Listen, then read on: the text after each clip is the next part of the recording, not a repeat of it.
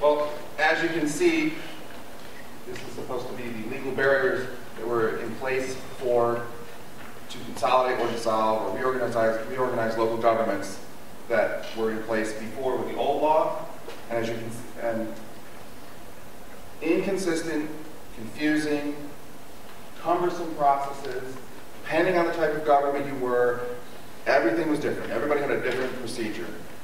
The new law establishes a uniform, simplified process to consolidate or dissolve some form of local government reorganization. The old law was also hyper-technical. Just getting petitions approved that were sent, that were signed and presented to local governments. You could go to litigation just to see if you had the correct number of signatures, or multiple things like that. The new law tries to be very clear, defines the petition process, and creates a uniform process for all local governments. The old laws also disempowered counties from taking action and doing things. They do have a constitutional authority to abolish local governments.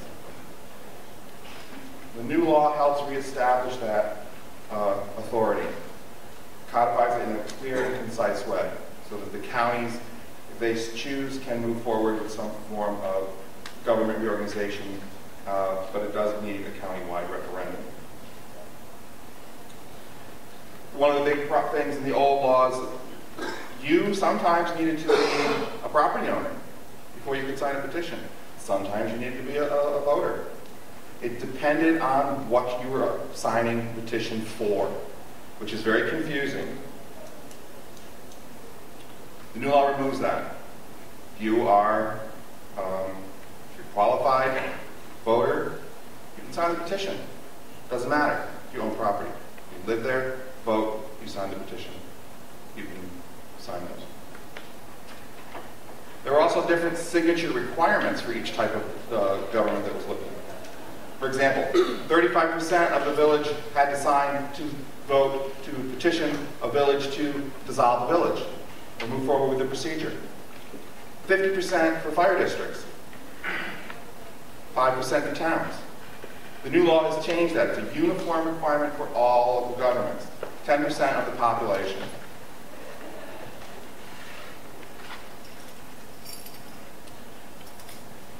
The law is broken down into 3 different ways in which governments can reorganize, either through citizens process, through the town or village process, or through the county process. With the citizens process, 10% or 5,000 people, whichever is less, need to sign a petition to go to the governing body to request either a consolidation or a dissolution.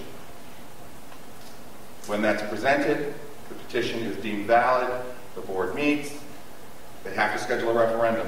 The vote is held. The vote is held. 50% plus one person, you're obligated now to either consolidate or dissolve. Some form of government reorganization will occur. However, the local government body has to create a plan on how to do that and pose that to the people. So what if you don't like the plan that they're proposing? Well, you have to petition again as a permissive referendum on that plan to see if to vote again. It's a more, you have to have more people sign the petition. It's 25% or 15,000 voters, whichever is less. But you can then re-petition if you do not like the way the local government has agreed to consolidate or reorganize or dissolve, however you want to do it, and then you have another vote. The vote is held. If everybody agrees to the plan, or a majority of the people agree to the plan, you're going to consolidate or dissolve as per the plan that was developed by the local government. If it doesn't, process stops. Dissolution or consolidation does not occur. With regard to empowering towns and villages, they can initiate the process on their own. The big change here with initiating the process on their own, they do that once they've already decided on a plan to either consolidate or dissolve. So the plan is you will know the plan when you go to vote if the board chooses to initiate the process. If the vote is held with a special district, water districts, sewer districts, whatever districts that are involved, fire districts actually, if the board chooses to do that and endorses the plan, it goes through. If, however, the town or village chooses to do this for the town dissolution, town consolidation, village dissolution, they would then have to go to public referendum. So your village board could say, we're going to consolidate our water district with the district next door in an adjacent village. They can choose to do that, develop a plan, vote on it, and as long as the two entities involved vote and approve it, they will consolidate. There does not need to be a public vote in that particular case. But with towns and villages, actual consolidation or reorganization, there must be a public vote. Now with counties, they can choose to transfer functions from a city, town, a village, special district, to some other entity within that county. That's what they can do. They can create a plan.